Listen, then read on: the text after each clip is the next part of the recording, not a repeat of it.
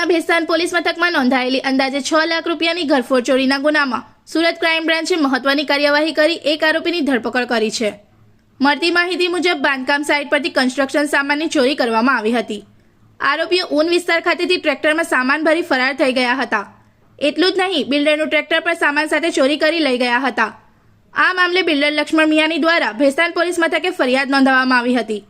વર્ષ 2025ના 24 માર્ચે બનેલી આ ચોરીની ઘટનામાં તપાસ હાથ ધરતા સુરત ક્રાઇમ બ્રાન્ચે આરોપી તારિકુલ હેનારાની ધરપકડ કરી છે। પોલીસે તેને અમદાવાદના ધોળકા ખાતે આવેલી બાંધકામ સાઇટ પરથી ઝડપી પાડ્યો હતો।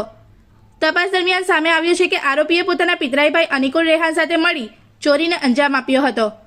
આ ગુનામાં અગાઉ રેહાન પોલીસના હાથે ઝડપાઈ ગયો હતો, જ્યારે તારિકુલ અમદાવાદ ભાગી છૂટ્યો હતો। हाल पुलिस आरोपी की धरपकड़ कर વધુ तपास हाथ धरी है। इस वीडियो को लाइक करें, हमारे चैनल को सब्सक्राइब कर बेल आइकन जरूर प्रेस करें हमारी न्यू वीडियो सबसे पहले देखने के लिए।